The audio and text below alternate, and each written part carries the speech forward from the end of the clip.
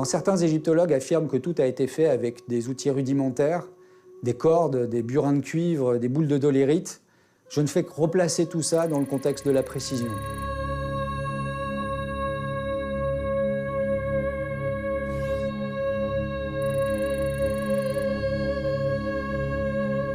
Quand on en entend parler la première fois et qu'on ne connaît pas, on se dit ouais, je connais ce genre de choses.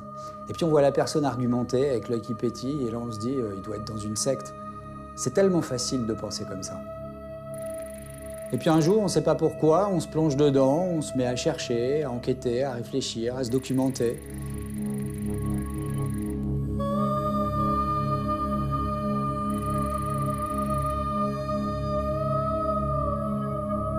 Un lien en appelle un autre, un site en appelle un autre, et on découvre des tas de choses qu'on ne connaissait pas.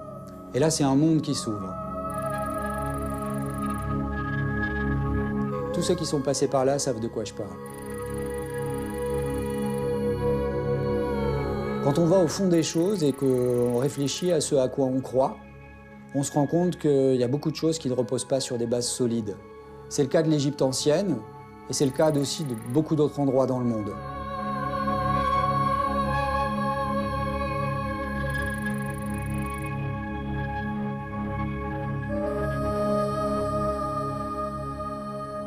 J'ai commencé à chercher, et c'est là que petit à petit, je me suis rendu compte que, en fait, on n'avait pas de texte, on n'avait pas de datation, et que tout ça, c'était un gigantesque consensus. Vient ensuite le temps de l'interrogation, et là on se demande comment on a fait pour passer à côté d'une chose pareille. Tellement énorme en fait que beaucoup ne la voient pas. Alors on a envie d'en parler, on a envie d'en parler aux autres, on a envie d'argumenter, et la suite vous la connaissez.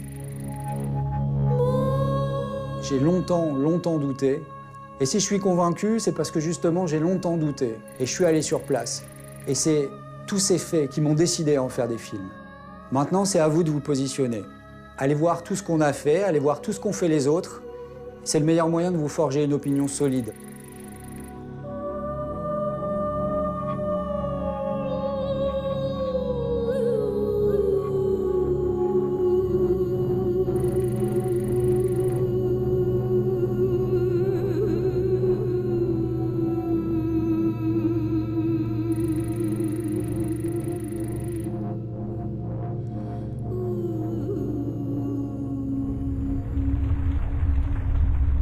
Alors on a décidé de faire ce nouveau film avec vous, de vous associer à cette formidable aventure et de faire de vous nos coproducteurs.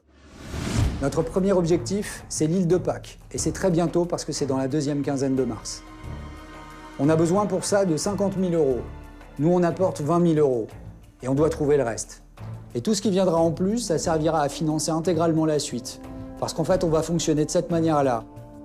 Parce que c'est le seul moyen pour nous de garder notre indépendance et de vous livrer notre travail comme on a prévu de le faire. Il va aller beaucoup plus loin que tout ce qu'on vous a montré jusqu'à maintenant.